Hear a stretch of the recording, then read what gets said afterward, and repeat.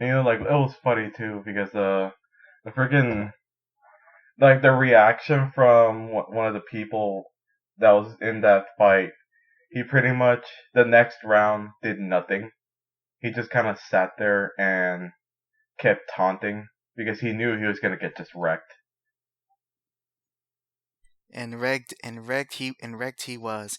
Welcome everyone to episode 5 of the Hack Jack Show. I am Hack, the ever forgetful and lovable. And I am Jack, the forgettable lovable. Oh, don't say that. I never forget you, except for that one time in high school, in which which he will never, as long as as long as I will know and continue to know Jack, he will always remind me, and I will never forget. I admit it wasn't great, but hey, at the very least, it's a memory worth sharing. Yeah, even though I remembered your name, he's just like, "Who are you?" I'm like, oh, thank you. Well, there you go. And with this podcast, a big event has happened has passed over the weekend, known as San Diego Comic Con, in which we hope that many of our listeners have kept up with a lot of announcements from Marvel and DC, but mostly from Marvel themselves as they release their Phase 4 of movies and TV series. Now, we won't go into details of every single thing that was announced there. There's plenty of news sources you guys look forward to. However, but it will be a topic in today's unfortunately much shorter episode. But before we get before we get into that big old minefield that was those announcements, Jack, why don't you hit us up some game news? I believe we have more Nintendo news, which might be actually somewhat, very, very, which might be somewhat, very, how can I put it? Troubling. Well, troubling is the least expected word throughout this whole thing. It's more like expected. So anyone who has used a Nintendo Switch, or actually more better yet, anyone that owns a Nintendo Switch has already been experiencing with some of these problems with it, and it's the Joy-Con drift. Hack, I know you own yourself a Nintendo Switch. Has your Joy-Cons ever started to kind of drift slightly in one of your controllers? Um, no, the only issues I'll get from time to time is that the well, not that the controllers won't move on their own, but the fact that sometimes they'll have a tough time registering the switch. Other than that, never really had the issue of the controllers moving on themselves. Well, that kind of counts towards the Joy-Con drift. It's either positive or negative in the sense of it's going to force your character to move further, or it's going to be just for some weird reason tougher for your character to move. I remember when I was using his Joy-Cons, um, when I went to his house to play Smash, that for some reason my character did not want to walk. I mean, actually, no, better yet, it did not want to run. And I couldn't, for some reason, on one side, be able to use the Smash, like Smash moves, but on the other side I could. Till I figured out that it was actually the controller and not me. So they'll be calling out, crap, you know the term. Johns, right? Oh, yeah, yeah. Oh, dang, I used to know this term, and I was bigger into fighting games. Was it called Calling Johns? Was I it? don't know, I was asking you. Oh, You're, was it? I think it was. I think it was Calling Johns when your controller wouldn't work. It was a thing that a lot of Smash players had to deal with, especially melee ones. But but actually, you did remind me, Jack, that actually I probably blocked it from memory or entirely forgot, but I actually did experience the Joy-Con drift. But it never became a very serious issue to the point that one Joy-Con was utterly useless. well, of course you would say that since you own many Joy-Cons, but anyways, I digress. Uh, so now there has been a class action investigation, not a lawsuit yet, but an investigation against Nintendo for the Joy-Con drift. It's I already have the source in Discord with my friend HAC here, so he will be able to show you how it looks like. And basically, you just put in your information, and all that stuff, and I'm not sure if this is legit. From the sources I've been looking at, it is very legit. I mean, of course, this isn't the first time Nintendo has actually gotten a lawsuit for over controller-related issues. Hack, do you remember the Nintendo 64? Yep, and the one game that attributed to many damaged hands, Mario Party. Yep, Mario Party. That was the one that hurt a lot of people's hands. So the way that the game hurt people's hands is that there were a lot of mini games that involved you moving the joystick in a circle, and instead of having to do it with your thumb, a lot of people thought that they might as well do it with their palm of their hands. So with doing that on rubber, pretty much gave them blisters. I was And ruined their controllers. Yeah, but those controls were sturdier back then. Well, oh no, so on 64 controllers, the control stick cannot take much abuse to the point that it will literally kind of, instead of being steady still within its little rotating thing, it will actually then kind of be very loose to the point that it almost seems like it was kind of connected to whatever it was connected underneath the shell of the controller, Oh, you you can kind of tip the controller, and the control stick will move in the direction you tilted oh it. yeah, yeah. I've owned this Nintendo 64 and I had many controllers in variation of conditions, and I've had a controller like that. Surprisingly, it still worked. I didn't really mind it, the whole broken joystick, but pretty much I was also a victim in one of those. Uh, and one of the injuries that happened. Basically, it was me doing that with the tug of war mini game against Bowser, or for it really doesn't matter who I'm against. For some reason, I always lose. It doesn't matter how fast I do it. And one time I did it so fast that it actually ripped off the first layer of my skin. Burned like hell. But anyways, Well, at least you're a better player for it, yep, made me stronger. but not necessarily faster. Pretty much. But so there's this huge So, not lawsuit but investigation that people can that people can sign up. So when you do see on the screen, that would be, ladies and gentlemen, your choice to do it. We're not enforcing you to do so, but rather we give you the choice to. and Uh, the whole thing I'll about let you. this, since Hack, you seemed a little bit worried about the whole class action lawsuit. From what I've been researching, class action lawsuits are very minor. They're not that big as a regular lawsuit in the sense.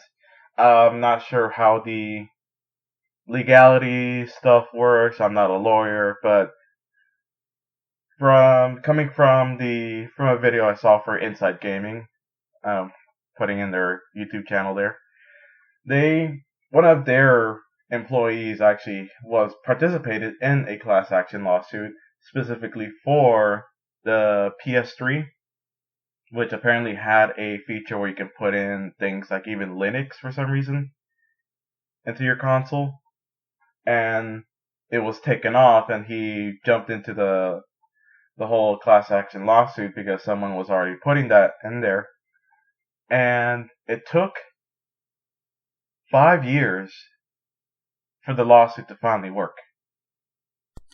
Which is actually quite normal for lawsuits of this type.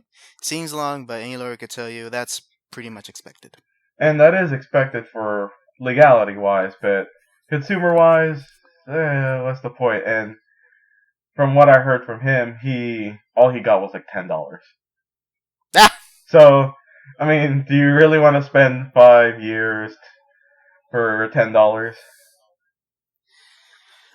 No, and Nintendo should rightfully try to and try to fix this issue with either a redesign of the Joy-Con, or heck even offering Joy-Con repairs or replacements for people who have that problem.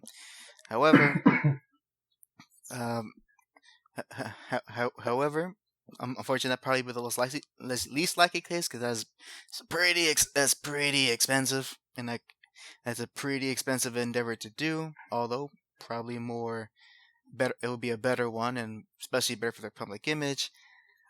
I mean, To me, I think Nintendo will be okay.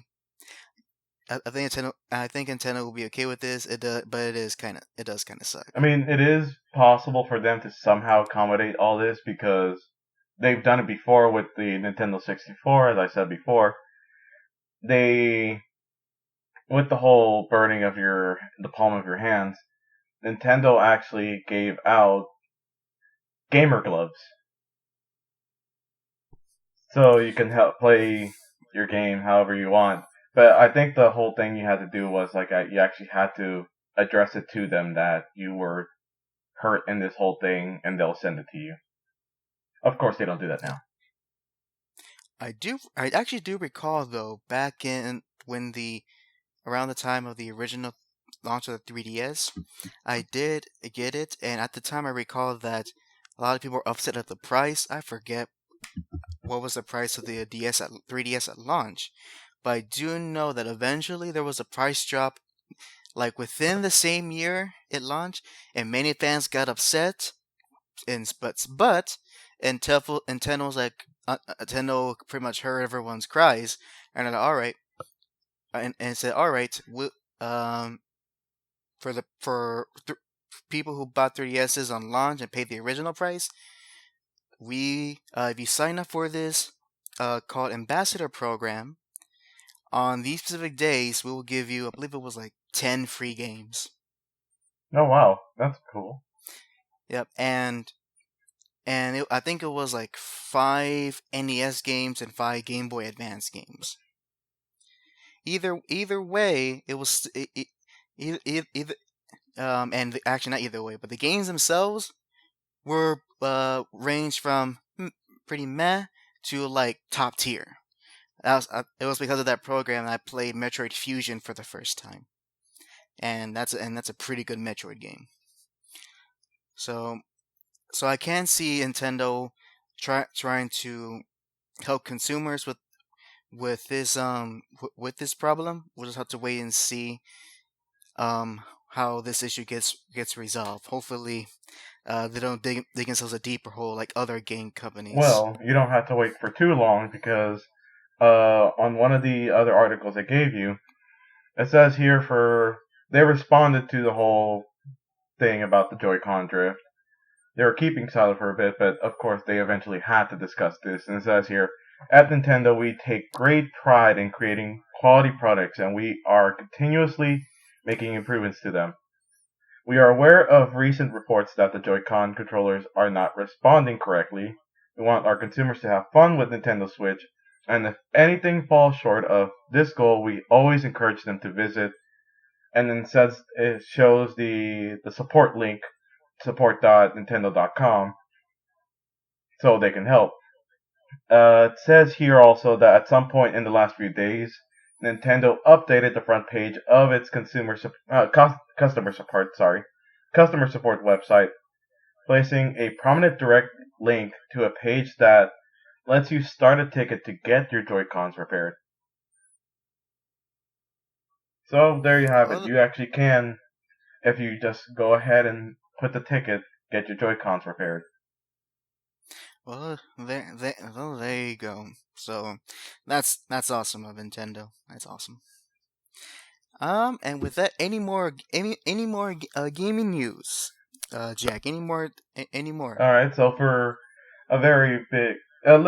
like a brief thing, we've all heard of Death Stranding. Some of us don't really care for it, others are just still kind of confused about it, like me. And some just Um, want to see what Kojima does. I'm on the camp that stopped caring about it after like 3 years after it was announced. 3 years of cinematography, but no gameplay. And then when the gameplay finally showed last year, I was like, Briefcase "What? combat! Woo! Ladder technology? Yeah!" So, And babies. speaking of the ladder technology, so God. I had this article that says Death Stranding. Kojima reveals how Donkey Kong inspired game.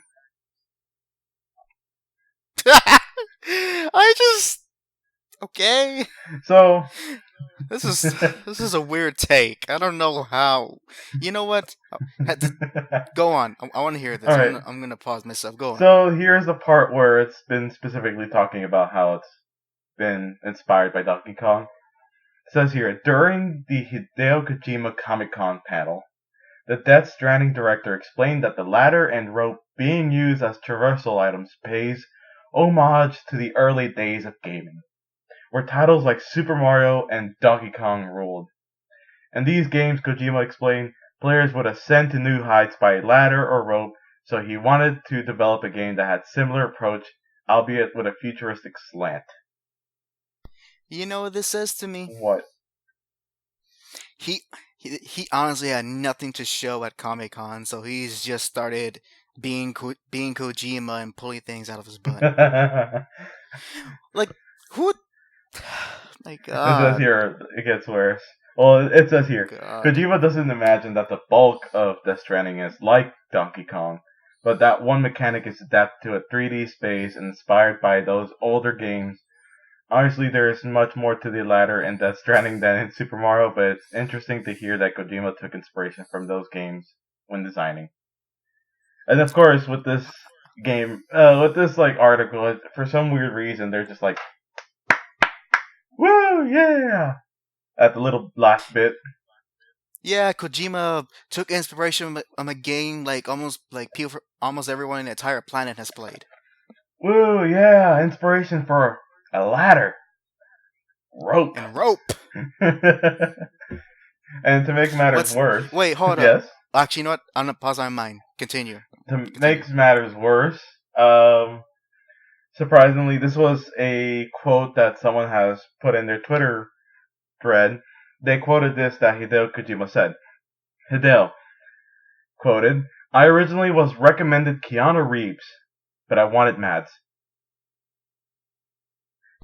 Okay, so I got many things to say now. When Jack, when we were discussing all the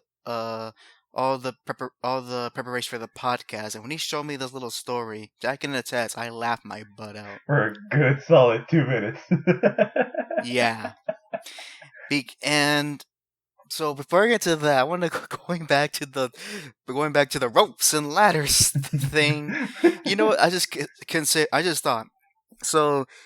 So if the ropes and ladders was he got inspired by Donkey Kong, I'm thinking where does Super Mario come in? Because as far as I know, at least the early arcade games, you don't do anything like that. And I thought to myself, wait a minute. In a Death Stranding game, you see like this very oily substance kind of infecting everyone, and the fact that you see a lot of these creatures, like these sea animals, uh, end up on the beaches dead with their carcasses with some weird oil like substance. So I'm thinking to myself, did Kojima get the idea of all this terrible kind of pollution thing from Super Mario Brothers because they're plumbers? No, I think he got the whole ladders thing from the Super Mario Brother or like the Jumpman game. Remember the one where you But had to like save the princess from Donkey Kong and you had to jump over the uh, barrels and run up the I ladders? was thinking of okay, I was thinking of the original Mario Brothers arcade where you're just literally beating creatures in the sewer pipes. Oh no, that was the one I was thinking of. I mean, that's the only one I thought that had ladders. If he's talking about old games. Yeah, and Either case, he is definitely talking about old games because Donkey Kong had the ladders, Donkey Kong Jr. had the ropes, and Mario Brothers had the animal abuse. Nevertheless, Oh no, Peter's knocking going on our back to the door. tw- going back to the tweet, so originally was recommended Keanu Reeves, but I wanted Madge. Now, to be fair to Kojima, um, this would this was probably all the way back in 2016, 2015 maybe. So this is all before the Keanu hype that has been resurging. So, and also I remember when I would follow Kojima for a good while on Twitter, he is like a not a fanboy. He's a fangirl from Mads Mikkelsen, that particular actor. So I'm not surprised that he went with pretty much an actor he is in love with over, admittedly, someone who was kind of not be not popular at the time, like Keanu Reeves. So I'll give him that credit, but still, it is funny to see how things progress from now on. It's kind of funny to see that his game has been overtake. Well, like it can when it comes to popularity and the most talked, his game was overtaken because one game had Keanu Reeves. If Which is kind of weird because this is a small tangent, but it makes me kind of question the development cycle of Cyberpunk 2077, which is what Keanu is going to be appearing in, because he definitely wasn't in the early stuff, and so it makes you wonder how were they how in time, like when did was he how did he came in into the development cycle, and I'm pretty was sure he the, was I don't know. kept a secret. I mean, this isn't. It's pretty normal for developers to keep certain aspects of their game a secret before they announce it. That is true, but Jack, if you look up kind of the stuff that goes on, that kind of the stories surrounding around development of Cyberpunk 2077, it raises a few eyebrows. That So it is raises a few true. That eyebrows. is very true. But at the same time, I just don't want to dig into that rabbit hole. Yeah, and we don't plan to. It's just a little comment, but with that, but with that, I always enjoy with Hideo and his little decisions and hot takes. Just like when he once said in a tweet that Into the Spider Verse was Into the Spider Verse has some sort of similar similar themes or whatever to Metal Gear, to the Phantom Pain. No, what did have very similar things to Phantom Pain was that one Half-Life fan created game I told you about. Remember that one? Oh yeah, I know what you're talking about. Either way, Kojima certainly has weird takes every now and then, and this ended. I am not excited for Death Stranding, and I honestly hope this makes people kind of aware that pretty much besides his early stuff, Metal Gear was probably the apex of his creativity, and even then, if you know needs a monicum of 80s or 90s action movies, he was inspired, quote unquote, by a lot of those things that he put into Metal Gear very subtly, like Snake. Any case, I'm not going to get no Kojima rants. And any more gaming news, Jack, for the audience? No, that'll be it for this week. All right then. So today, folks, with today, folks, we got a my little. You know what? Since I'm mostly talking, it's gonna be my little soapbox moment. Not really a discussion, because it's something I really genuinely care about. And let me check our time. Oh, I got plenty of time. All right. So, as stated in the beginning, Marvel had a big announcement a big announcement of showing off their next movies and new TV shows for their MCU within Phase 4. Now, now, personally, I think most people have the sentiment that After Endgame, they felt they're pretty much done with Marvel and they didn't have to go any further. That was at least how I felt about it after seeing Endgame. What about you, Jack? Do you have any similar feelings or very I different? think that should have been pretty much it. Yeah. So so it is going to be very difficult for Marvel to keep pulling audiences when it has a very definitive end with with the last Avengers movie. But nonetheless, money's got to be made. So the one thing I can say about this whole lineup, and I'll say this, folks, that it's a big warning sign. It is a big warning sign of what is to come from Marvel. So, and one of the kind of the big announcements that was very controversial was with the next Thor movie. Now, Jack, are you aware of the news surrounding the next Thor movie? No, not really. Just I know it exists. Okay, so their next Thor movie, entitled Thor: Love and Thunder, is gonna bring back the character of Jane Foster, who was the love interest of Thor in the first two films. They're gonna bring her back, and she will sh- and not only that, but they will also be turning her into Thor as well. Wait, so she's gonna be the new Thor? And yes, even though there's already a Thor. Okay. Essentially, they will be adapting the Jane Foster Thor from the Marvel comics, only that happened back in, I want to say, either 2015 or 2014.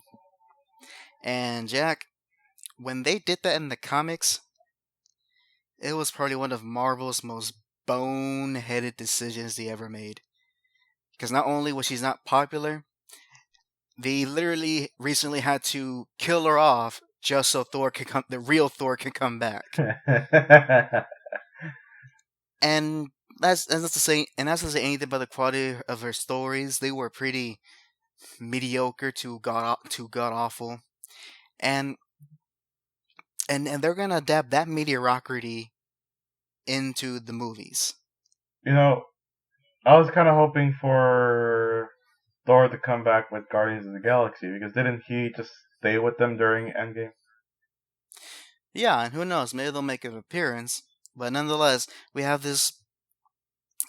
Jane Foster's Thor gonna be a character in the movie, and it saddens me because if there was gonna be another character to put into the MCU that's gonna be a fan favorite of Thor, they could have picked Beta Ray Bill, who's like who is one of the one of the most awesomest characters in the Marvel universe.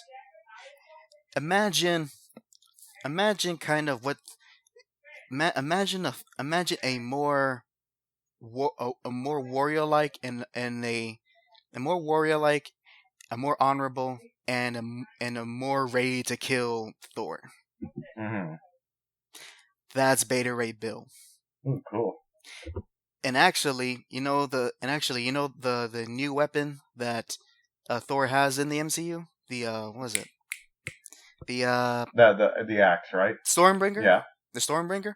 That's actually Beta Ray Bill's weapon. Oh, oh, that's cool. Yeah. So, and that could have been interesting to see these two beings in the same movie and have pretty much like this very pitiful Thor that we've had MCU, and it's kind of see him get back that warriorness, that edge that the Marvel movies have kind of erased out of him, and it to bring back with a character like Beta Ray Bill.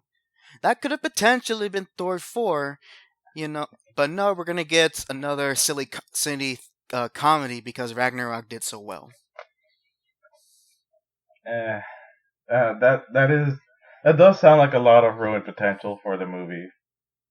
Yeah, and what and now and with these lot of directions, and with this particular one thing they're doing of adapting such a poor element of the Thor mythos in Marvel, it makes me worried of what their future projects are gonna be. Because aside from the Thor one, everything else they announced at San Diego Comic Con for me was very uninteresting. Could be all right, or just god awful like the Thor one. But the but one thing I kind of want to warn people is that I'm afraid that Marvel's gonna head to a path where they're gonna change so much of these Marvel characters that that it's gonna be not just a simple change in how they adapted the character from comics to movies, but it's gonna be entirely two different people, and you get something that is A in the comics but is B in the movies instead of like A in the comics or an A plus or A minus in the movies. You understand the analogy I'm doing here? Yeah, I understand what you're doing here. And that comes to my mind when I think of there are other projects they've been announced but has no formal date yet. Blade, Fantastic Four, and X-Men. Now, Jack, have you seen the old Blade movies? Will this affect our friendship if I say no? No, but it does mean I know what to watch next time you visit over, so that you can don't be a common plebe. Oh, I'm sorry, I'm not into movies. I am. That's why I'm in the games section of this whole podcast. Either way, everyone should watch at least the first Blade. Now, to tell you about the first Blade, it's a I'll tell you this much. It's a horror, vampire, martial arts comic book movie. Got it? Sounds pretty cool. With insane action, all the one-liners you can think out of, extreme gore. I mean, the big opening scene, there's literally a underground club of vampires dancing, and then they're bathed in blood. Oh, that's the scene I saw then. Yeah, it's a pretty famous scene, and as well, just all the all the kind of the not no nonsense, but the kind of the edginess that it had, where it was just enough to be enjoyable, but not too much where it it was too hard to take serious. And the movie was rated R. Do you think Marvel's gonna make a rated R MCU movie? No. So like when I heard the announcement of Blade, I'm like, oh, that's cool. Wait a minute. I'm like, is the actor from the old movies coming back? No, he's replaced by like the first villain of Luke Cage. I'm like, okay, fine. Do we know any of the details? Is it gonna be like a rated R gore fest? We don't know that, and it could be, but knowing that Marvel is owned by Disney and Disney wants to reach the most audiences, you're gonna have a very, very limp and forgettable Blade movie. Well, to give them the benefit of the doubt, I mean, they had Deadpool. That was a rated R movie. But Disney didn't make it. That was Fox. That's true. And Fox has had a different audience entirely. So I want to be proven wrong in that regard, but I can see this next Blade movie being something that loses so much edge that's gonna be it's gonna be not worth mentioning at all, and people will be like, "Yo, you saw Blade? Yeah, I saw the Wesley Snipes movie. No, it's about the new one. The new what? The new one. Come again? There's a new one? Where? I don't see no Blade 4. No, never mind." Those type of conversations. Moving on. And then we get to the Fantastic Four and the X-Men. To me, this is where it could really, where the MCU, as it is now, could really do a lot of damage.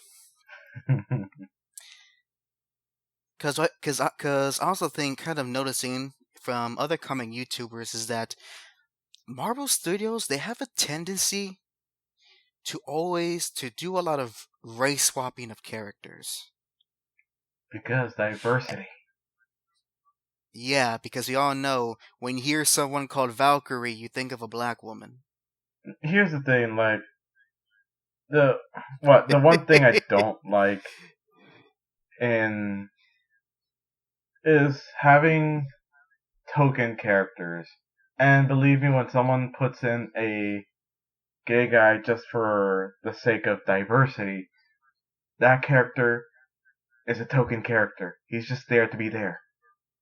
Yep, and the MCU, unfortunately, it's probably gonna have lots of that. And it technically already started with casting Valkyrie as a black woman. Hey, you can go back to man to when they casted Nick Fury. Because I don't know if you know this, but Nick Fury was a white guy. And to be fair though, the Valkyrie as a plebeian, someone that doesn't read the comics, I don't know. I think it was pretty good. I'm not. This is not. This doesn't really matter what the performance is, but why is a figure who's very centered in Norse mythology, and Norse mythology being a very from Scandinavian cultures. Why couldn't it be a white? Why couldn't it be a white person? Doesn't matter if the performance was good. That is true, and then it also goes back into the. Oh, sorry about that. It also goes back into the whole thing about how. Remember, I know you and I we were discussing this in the car once when we were driving. Remember how we were discussing the latest thing that Scarlett Johansson said, where how she can be able to act as whatever she wants to act like, but then people were just saying, no, don't. Why? Remember that? Oh yeah, I recall that. It kind of ties into that too, because it's funny how when it comes to white characters that were first white characters and changed into a different race, it's fine. But then when a person of white color, of just like of being that's white, wants to act like someone else that was not white, it's called whitewashing, and it shouldn't be done. Yeah, and to me, you shouldn't mess with either. As long as you look the part and do the part well, is not an issue. And I remember having this kind of this conversation with one of our friends, and how I explained that I don't want tokenization of either thing. If if I don't want Black Panther to be none other than a Black African, or I don't want Thor to be anything than someone who looks like they're from they look like a Viking, right? Mm-hmm. And I'm afraid that with the MCU movies, they're gonna do so much of that to the point that you're not gonna recognize these characters, and they're not gonna stay true to who these characters were. And that's not to say that just because a character has their correct race would mean that it automatically is gonna be good. No, there's no that doesn't mean that. It doesn't mean that it's automatically gonna be. I'm just repeating myself. It's gonna be good. Yeah. It means at the very least that they're taking the time to cast someone appropriate, and it's up to the actor to fulfill that role well. And so with Fantastic Four, honestly, with kind of how weird is Hollywood is, I wouldn't be surprised if the Marvel's Fantastic Four is this weird open couple.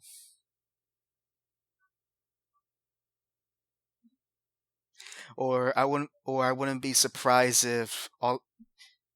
Sorry, I actually kind of disconnected there. Can you repeat that? Sure. I was saying that I wouldn't be surprised when adapting the Fantastic Four into MCU that they become that Fantastic Four becomes an open couple, or if the Thing is like this very flamboyant um effeminate man rather than the tough Brooklyn guy. No, he's a tough Brooklyn guy, but no one can never understand him and his true feelings for Mr. Fantastic. Even though he's married. See what I mean? These are me because for some reason Hollywood has this weird thing of portraying a regular family as a regular family, and the Fantastic Four being Marvel's first superhero family.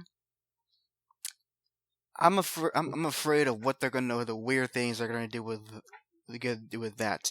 Again, I wanna be wrong on this, and I hopefully they are as faithful to these characters as they are in the comics, but I ain't holding my breath for it. Same thing applying with the X-Men. Now with the X-Men, oh no. Just I can already see Marvel announces their X-Men movies, and it's all gonna be about spreading a message rather than telling a story because of how easily the struggle of the mutants can apply to insert struggling ethnic group here. Yeah, that's pretty much true. So I hopefully they don't go down the same route because I'm tired of X-Men stories always being that. Actually, you want to know something? Want to know some true facts about the X-Men? What? Up until like the turn of the millennia, most X-Men stories were very either A, soap opera-ish, like the love triangle between Wolverine, Cyclops, and Jean. Mm-hmm. B, always having space adventures. That is also true. Or C, just literally fighting bad mutants. Yeah. And yet, most of the X-Men comics for the past 19 years have only been focusing on the aspect of the muties, those dang muties, and the strife of mutants, and oh no, they're lower class citizens. We must hide our mutant abilities and all that. Enough of that. It's kind of funny that actually it's very odd because aren't scientists nowadays trying to do something that's similar to mutant powers? Or more like military scientists? Either way, that's on the taxpayer's dime. Hope it's worth it. I mean, what kind of person would be freaked out over a guy with wings, like angel wings? Like, who would be scared of that? I would be amazed. Satanists? I can imagine a Satanist being scared. Oh no! He's like, oh crap, Lucifer, help me. Wait, you lied? No! Like, I mean, I'm kidding to our Satan worshippers in the audience. Don't curse if us, we have one. please. But yeah, I just want to kind of sum up. X-Men is even more greater danger of falling into the progressive and extreme leftist politics that a lot of Hollywood and mainstream media love to push, and that's going to affect Marvel movies. And so, if you're a fan of the movies, don't be surprised if all of a sudden,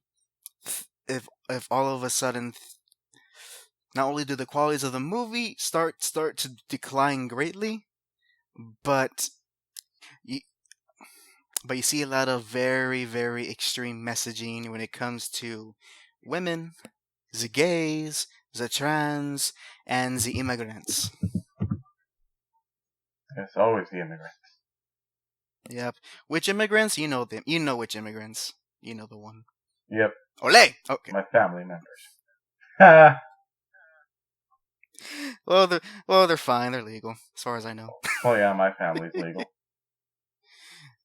So is mine. Although that was a no. They have their papers. Trust me, it was take them away. Tough process. No, Theo, no. Here's my papers. What papers? They were burned. Magneto shows up. Come join me in my brotherhood of mutants. Sí, señor, vamos. Magneto just gets in so they can help clean his little island that he hosts. Oh, we messed up to our own people, but oh well. You gotta laugh at yourself. We can make. Yeah, if you can't laugh at yourself, what can you laugh at? I mean, you can laugh at others, but that's no fun. That's no fun. For the most part. But yeah, so short discussion, and it really does not need to go with bear repeating. That Marvel's gonna head in a weird direction and not a good one, and I could foresee people losing interest in Marvel movies at an exponential rate. Mm-hmm. Especially if they're gonna make nonsense decisions like they did with the next Thor. And heck, I believe in their movie, The Eternals, about the celestial beings. I'm not familiar with the Eternals, but I have heard from people who read the comics that apparently like 75% of their cast has their gender changed or something like that. Like 75% of the characters or such had their gender and their sexuality changed. Didn't the Human Torch also change? Not gender, but race. For the last Fantastic Four movie, and look how successful that was. Hey, you want to know something? What? It wasn't a race change. What was it? Have you ever seen anything get burned for too long in fire? That's good.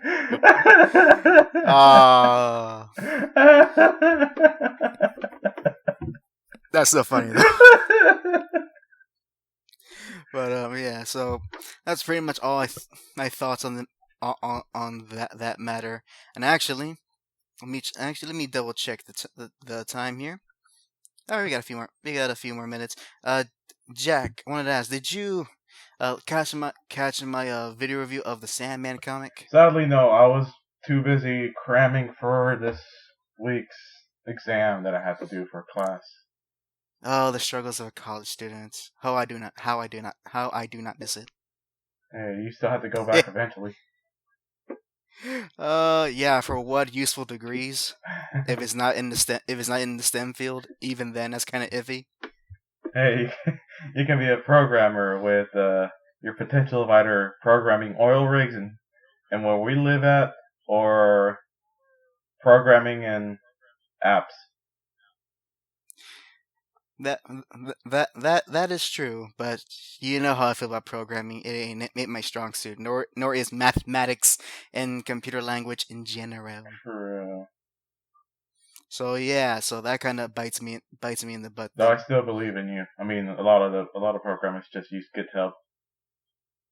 Oh man, I mean, trust me, I learned the secrets of programming. It's all just Googling everything and then bookmarking where you found it, so the next time you come across the same situation, you know where to go. Pretty much.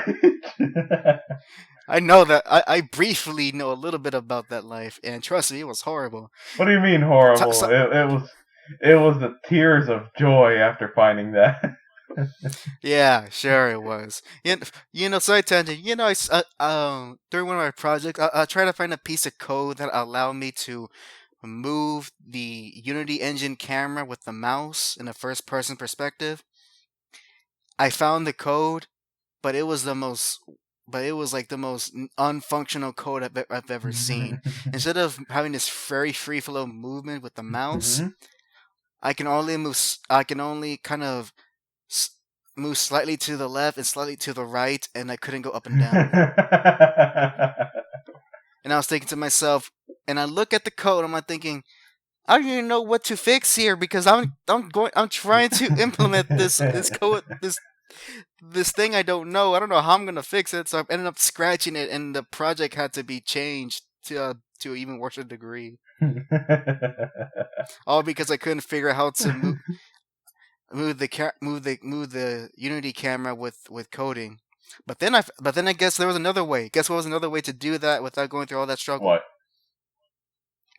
It literally was take a model and put him as I forgot the terminology, but pretty much put the camera, put it into the camera's sub, not sub files, like okay, never mind.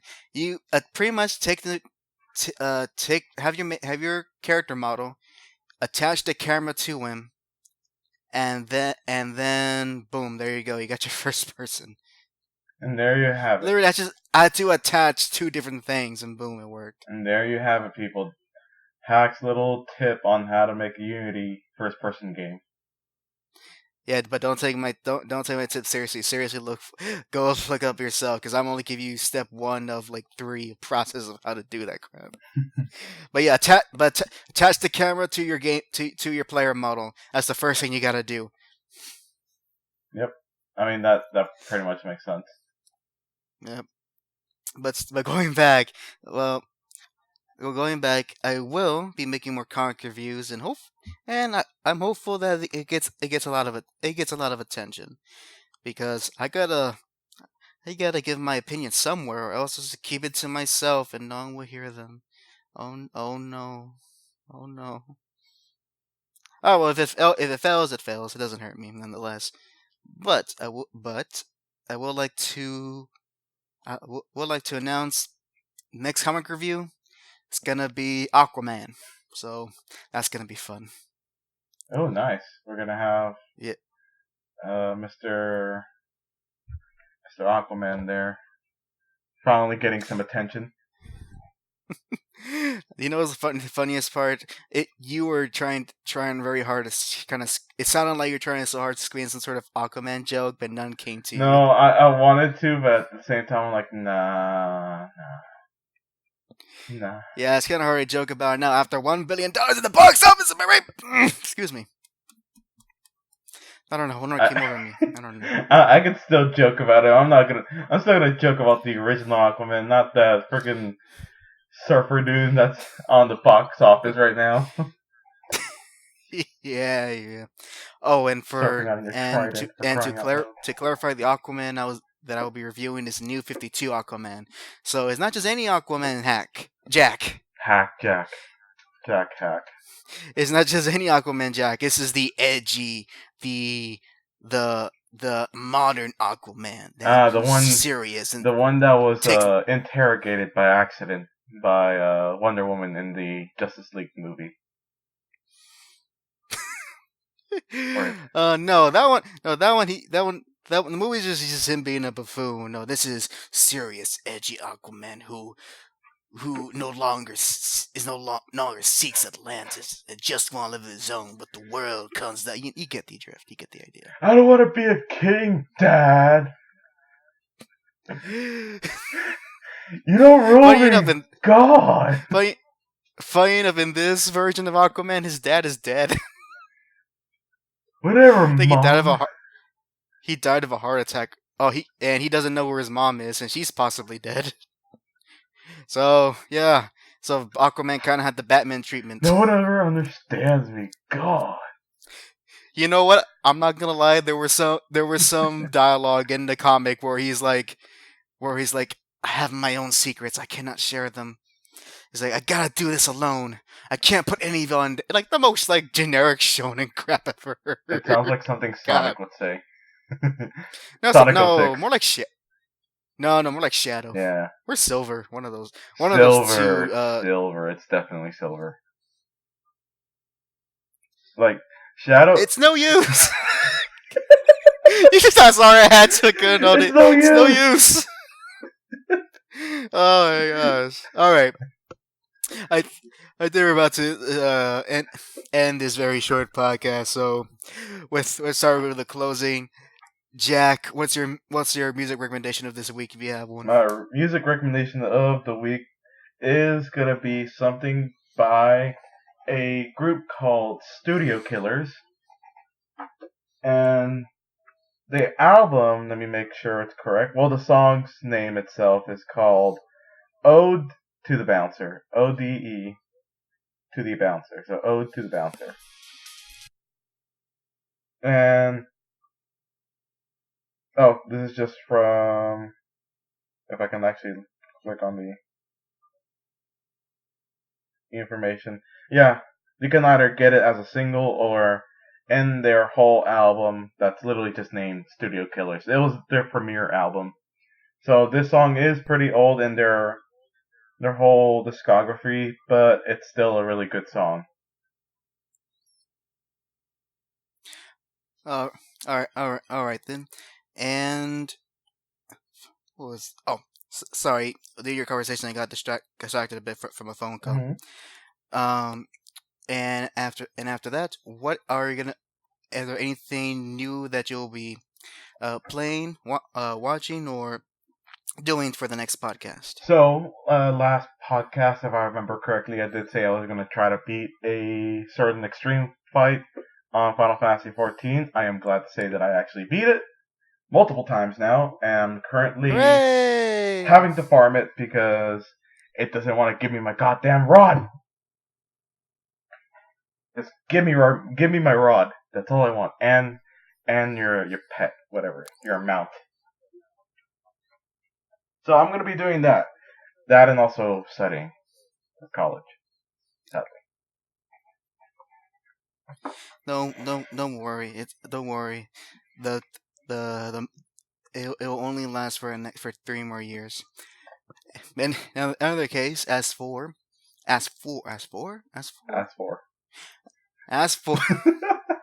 that sounds weird.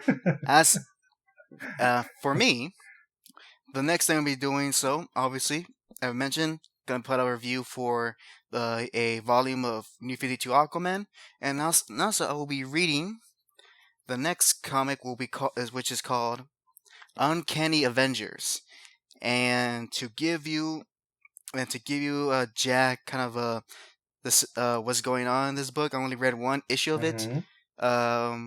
Imagine if the Red Skull stole Professor X's brain. Ooh. Yeah, that's kind of weird. And so that's what's going on in the comic. There's some things I'm like, oh, like there obviously need some backstory of, but so far from one issue, is very interesting, and it's probably one of the better comics that Marvel released before they got all extremely progressive. So it's nice to read one of their modern books that was actually that was actually entertaining. Other than that, I will also like to formally announce. I believe we can announce this, Jack, that that Jack and I are in the planning stages of making a weekly gaming series. Now, at this point, I don't want to tell what it is or what it entails, but it's something we are planning, and hopefully it will work for us. And hopefully, once we do some test runs on it, and we can, and it is a viable thing for us, it could be a new content that will be for the HAC channel. These little weekly gameplay videos. Although I will put a asterisk on it. It could be also something that may not happen depending on our current recording situation. But I want people to know that we want to plan more stuff for the channel besides the podcast. And of course, I'm going to be doing my comic reviews, which I implore all of you to watch as they come out. And so with that formal announce out of the way, Jack, any final words? No, I guess we're going to be closing off here. Is that correct? Yep. And with that, ladies and gentlemen, please, if you enjoy the podcast, leave a like, subscribe, comment on the bottom of this video, comment on the bottom of this video, and as well, don't forget to ring the bell so that you're notified by the next video from the Hack Jack Show. With that said, ladies and gentlemen, thank you so much for listening. You guys have a good day, night, or wherever you are. See ya.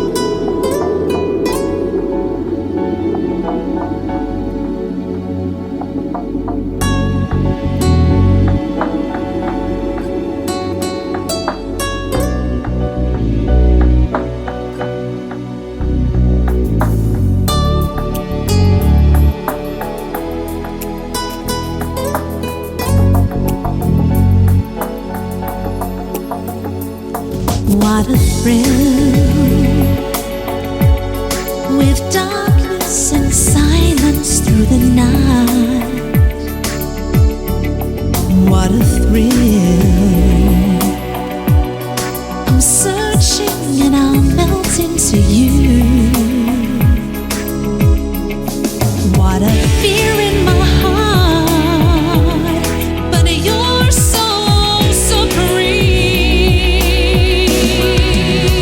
I'd give my life not for honor, but for you. In my time, there'll be no one else. Crime, that's the way I've lied to you. I'm still in a dream, snake eater.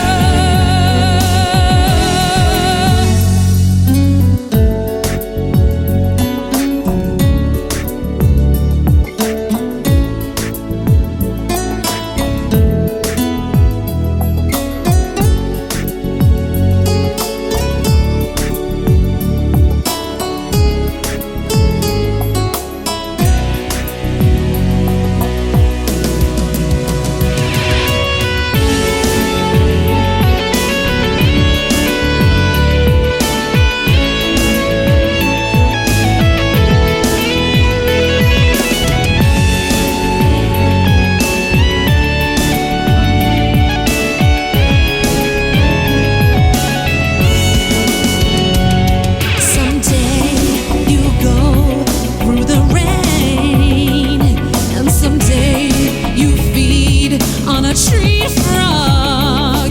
This ordeal, the trial.